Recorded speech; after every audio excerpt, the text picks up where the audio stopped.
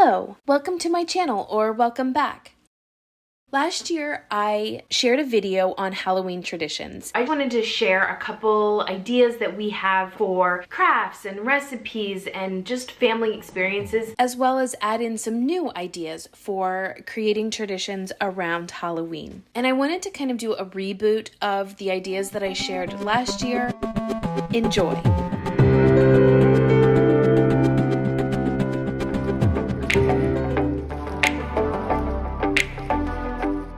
So the first thing I suggest is to get outside to collect leaves. And you can do that in whatever way is possible for you, whether that's a local nature preserve or your own backyard. The best time to collect leaves is directly after wind or even rain. The first project that we did with our leaves was to dip them in melted beeswax, which is different than what we've done in years past, which is use Mod Podge, and we really enjoyed the process of dipping them in leaves. You can see here in this picture the double boiler that you need. Once we started dipping the leaves in the beeswax, we just wanted to beeswax all the things. The leaf on the left is finished and the leaf on the right is just come out. With these individual leaves, we made a garland that we strung across in our dining room. You can see that the leaves really kept their color well and it didn't lose color over time. The next project we tried was to make tea light candle holders. This required a water balloon. The instructions said to make different water balloons, but for us, we were able to reuse the same one. It also made a big mess, but this is what the outcome was, and we really enjoyed this project. We experimented with flowers and ferns, and you can see the water balloon back there. We were able to peel that out, and it really turned out nice. One of our favorite things lately has been to turn on a YouTube channel that just has a background and some music and leave that playing while we do some crafts.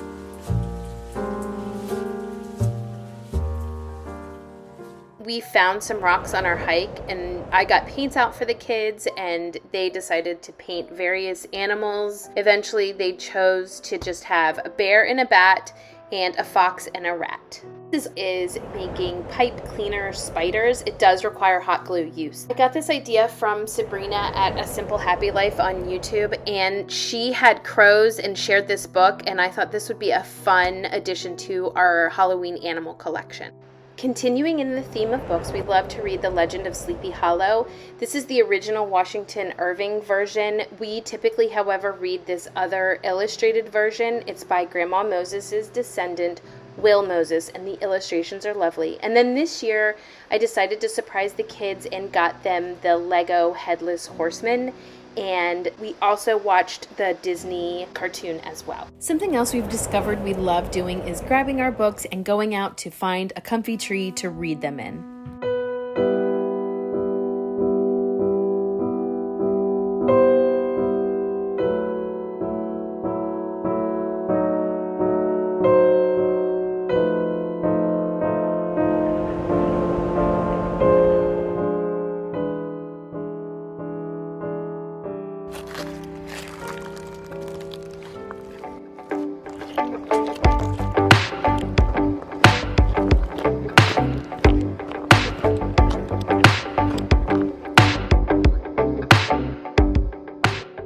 So this year for pumpkin carving, I found some stencils on pumpkinstencils.org, and I also got a really nice carving set at Target, and we chose our pumpkins. We can get them locally for just a couple bucks, and we will pin those on and carve to our heart's content, and we will cook the seeds after we scoop them out.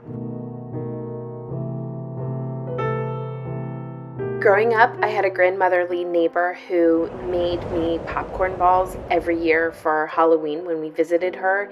She made the real popcorn balls with the candy thermometer and the real caramel. I, however, do not have the patience or skills for that, and so I found a recipe that uses marshmallows and butter and popcorn. It's basically a Rice Krispie treat using popcorn instead. We also read the Tommy DePaola popcorn book to learn a lot about popcorn at the same time, and we love eating these popcorn balls during our our tea time poetry times. Also, if you don't have the time or energy or desire to make something at home, then look for a local bakery. We have a local bakery that we love to go to, and they have treats. And even if you just get one to share, it's definitely a beautiful memory-making experience to go to a bakery, grab a treat, sit outside under the beautiful changing leaves of a tree, and enjoy your treat together. So as a way to bless delivery people that arrive at our house, I wrote a cute little poem. I printed it out and put it on top of a bucket that I got at Walmart. I filled it with candy and then put it on top of a long Frankenstein head that my mother-in-law made for us. Lastly, look for local areas where you can just be outside as a family, whether it's to have an outdoor picnic or go for a hike. It's just such a beautiful time of year to just be outside together. Thanks so much for watching. I hope you got some ideas or inspiration on ways that you can make this Halloween season special for your own family. Thanks so much for watching. Until next time.